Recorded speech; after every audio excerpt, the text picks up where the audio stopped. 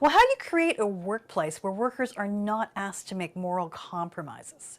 My guest today is Ludmila Praslova. She is professor and director of organizational psychology at Vanguard University of Southern California. She joins me now to talk about her research and the things that organizations can do to keep moral injury out of their workplaces. Hello, Ludmila. Thank you so much for joining me today.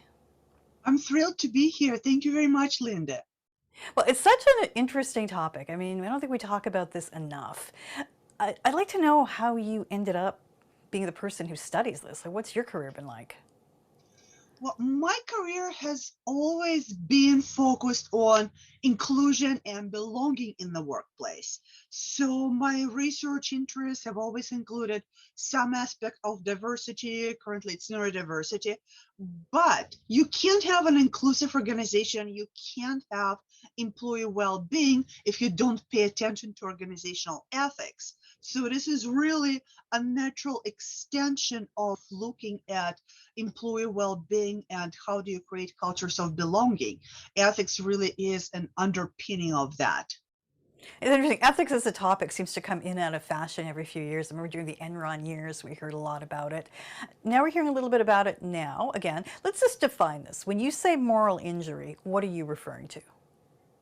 Well, again, if you start thinking about the original definition in the military context, people were talking about injury to one's morality versus the injury to one's mortality.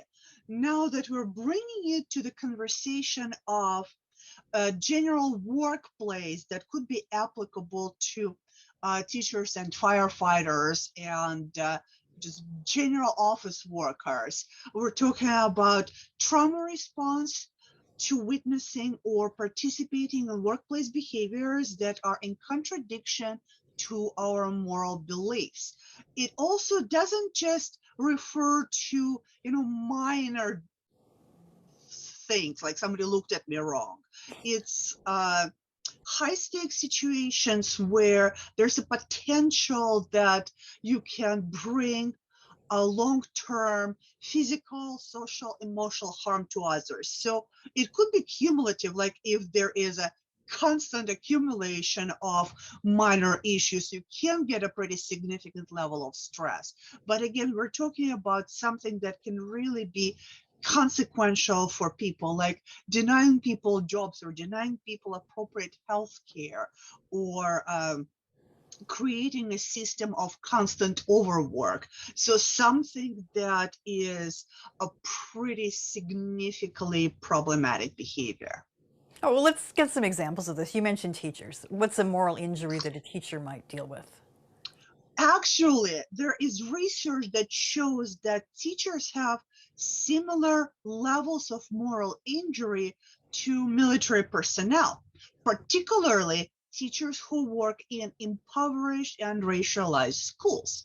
Because what teachers signed up for to do, the care they signed up to do, they're not able to. They're not given resources and opportunities to be doing the good they signed up to be doing, which is a type of moral injury, which is why such high levels specifically among teachers. Similarly, in the healthcare, people are prevented from doing the good they signed up to do. That is a very significant issue. And then there are other situations, very high levels of moral injury among diversity professionals, because in many cases you have to deal with so much hypocrisy. And again, you're trying to do something, but you know that organization kind of means it, but not really, which is a really difficult situation to navigate. Do you have a sense of what percentage of the workforce is impacted by this? Because I think everyone at some point is asked to maybe tell a white lie or is unhappy with something. I don't think we can do it across occupations because it generally differs. But for teachers, for example, 80% report observing a colleague or a manager to do something that's against the person's conscience, and 45% report having to do something that goes against their conscience. That's a high number. Okay, so Yes. suppose somebody's in this situation. How bad is it? I mean, we talk about mental health a lot these days. How detrimental is this? It can be pretty detrimental in that people can experience high levels of shame and guilt. And then, depending on individual history, prior situations, how long this has been going on, people can experience anger, people can experience depression, and in some cases, it can become so bad that your physical health deteriorates, not just your emotional health, and people can engage in unhealthy ways of coping, such as substance abuse, and in some cases, burnout is extreme, and in some cases, it can even lead to suicide. We've been talking a lot about the Great Resignation lately, people leaving their jobs for not necessarily better pay, but just better workplaces. Do you have a sense of whether this is part of it? Are people looking for more moral workplaces? In many cases, yes, there is a relationship between turnover and moral injuries. So people are looking for jobs where their conscience is not injured. So sometimes people say, I'm looking for more meaning or I'm burned Mhm. out. But that's because a lot of people are not uh, very familiar with the term of moral injury. And when I analyze what some people actually mean by burnout, in many cases, it actually is moral injury. Interesting. Most organizations would say we're not looking to create a workplace where people are injured like this. We're doing the best we can. Certainly in healthcare, they're not trying to create a negative impact. They just maybe don't have the right resources. Do some cultures, say, deliberately breed this, but do they have lower standards and it shows up, or is it just something that happens when you have not enough of everything?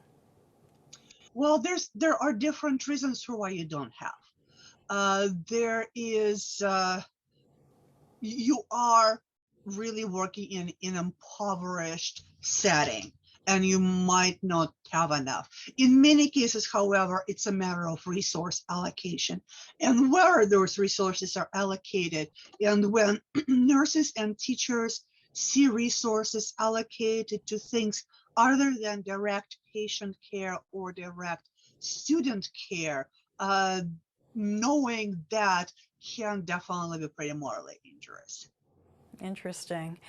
Okay, so what can leaders do if they are trying to, not have this happen and they want to understand the values of the people they're leading and be in tune with that? Now, where's the starting point to stopping this? Well, obviously, understanding the values of people and trying to figure out what is it that people value. For some, it's balance. For some, it's environment, and trying not to violate those values. But the deepest thing is creating systems of transparency and accountability, because it's very human to just kind of slide. Okay, I'm trying to do the job here. If I violate a couple of little things, it's all in the name of, the greater goal. But that's not how other people see it. And to prevent us from doing something like that, if we commit to accountability and transparency, it is something that is able to hold us to our own values, even if there are other influences that may try to take us away from those values.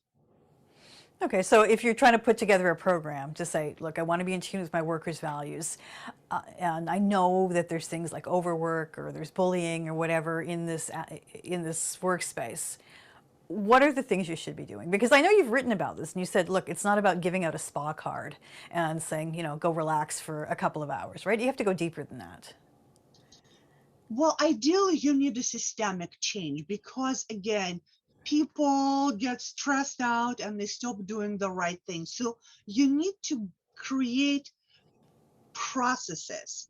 Let's say your recruiting and hiring has been biased. You can't just decide, one day I'm going to be good and I'm never going to toss a resume because of the name or because of the graduation date. You need to build this into your processes. You need to codify this within your processes. You can't just decide, okay, I'm going to make a moral decision every day. That's actually extremely exhausting for people to make decisions every day. So create a system that automatically prevents you from tossing resumes if they have an older graduation date or a non-Anglo name or whatever. So build it into your selection system that it is as fair as possible. Build it into your decision-making systems. Create, let's say, accountability again and transparency in decision-making, because company after company demonstrated that if there's too much power in one hands, it's probably going to get misused. When there are committees and checks and balances, human nature is not perfect, but you create a lot more strength within your system to ensure that you're going to act on all those beautiful things that people say in their value statements. But value statements are not always translated into everyday operations. What we need to do is to create everyday operations. How do you distribute your resources? How do you enact discipline?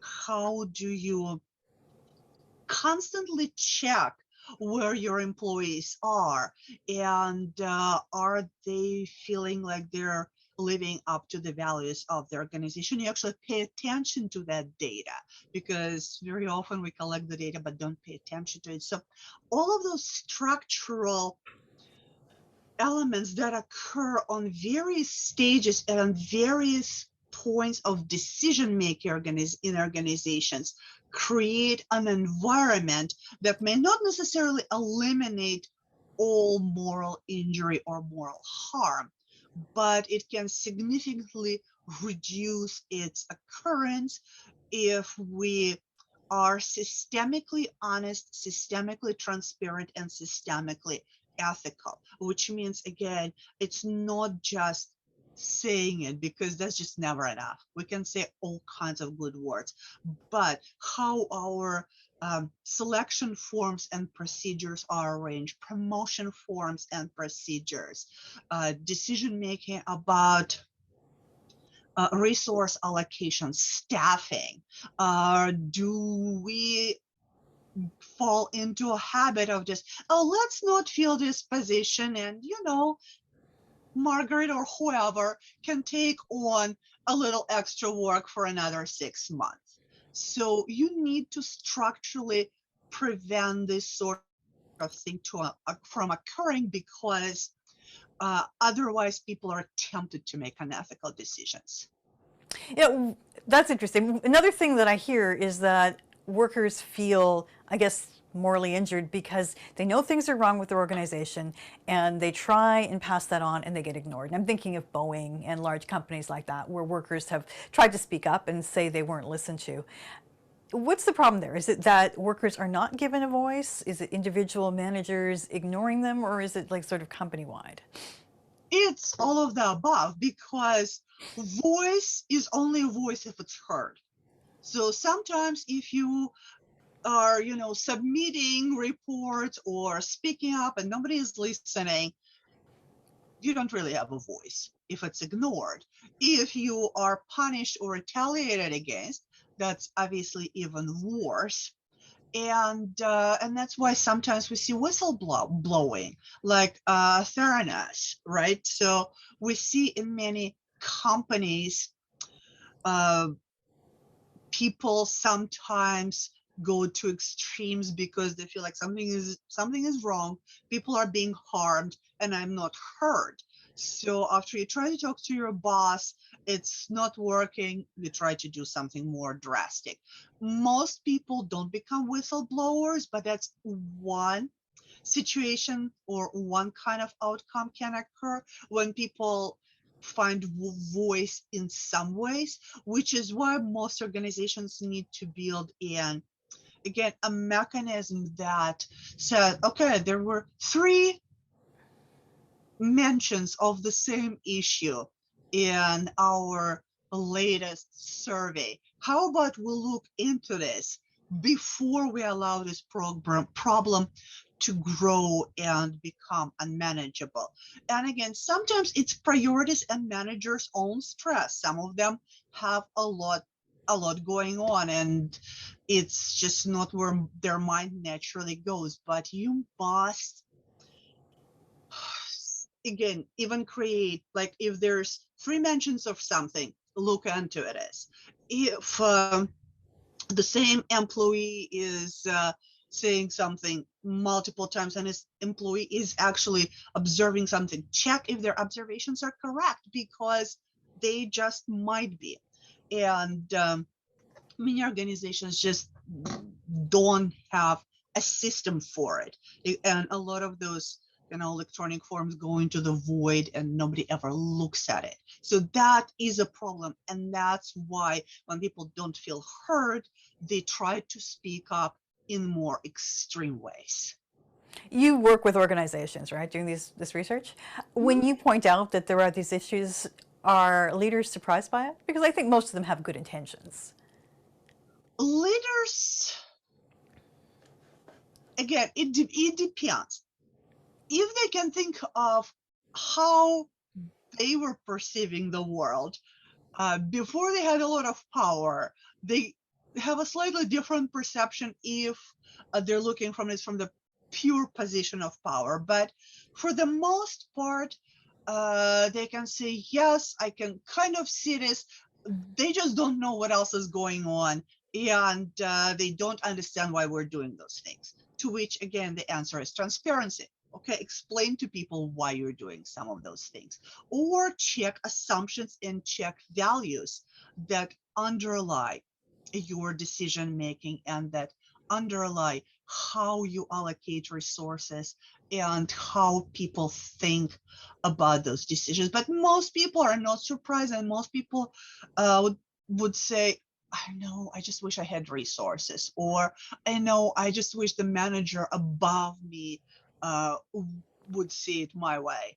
And we're just constantly told to do more with less, and there is nothing I can do. It's surprising how many managers feel completely powerless in organizations. They might do some things within the organizations and try to keep their morale up, but many people say, yes, but whoever is above me doesn't care about morale. So that is an often a pretty disheartening conversation that occurs on many different levels of managers. There's a little bit of focus right now on retaining talent, maybe a lot of focus with the Great Resignation. Are you optimistic that this will make a difference in organizations? It depends. It might. There are several ways I can see this happening. Let's say Great Resignation persists and the tight hiring market persists. That is a simple mechanism of employee having leverage over employers. That fluctuates with the economy. And so it could be, okay, organizations are doing better and then they don't care, and then they're trying to cater a little bit more to what people want. That's probably not the kind of change we want, because this is a constant tug of war. So just whoever has more leverage at the time. A preferable way for many employees for creating a different type of work environment is actually changing cultural values and making the cultures of overwork, for example, less palatable on all levels. So if you think about Nordic work ethics, definitely work is highly valued. People put in a lot. People work hard, but they don't overwork. They take 2 month vacation every summer and nobody's guilted over it. And it's a different way to think about work. And if you go and look at, or Norway or Iceland, you will see the somewhat of a different kind of mentality. So if there's a longer term cultural change where people start valuing more of a balance. And obviously, no country is perfect, but this particular kind of thinking seems to be better balanced, then we might have a more lasting change than just the Great Resignation tug of war. And another thing that can be helpful is changing legislation. The change in the legislation can actually, over time, in the chicken and the egg fashion, lead to changes in attitudes, because people just get used to the rules and they just say that's normal. So there are multiple ways that we can make organizations healthier that depend on several cultural, economic, and legislative factors. We'll have to see. Ludmila, such an interesting topic. Thank you so much for talking to me today. It's been my pleasure. Thank you so much for inviting me. Ludmila Praslova is Professor and Director of Organizational Psychology at Vanguard University of Southern California.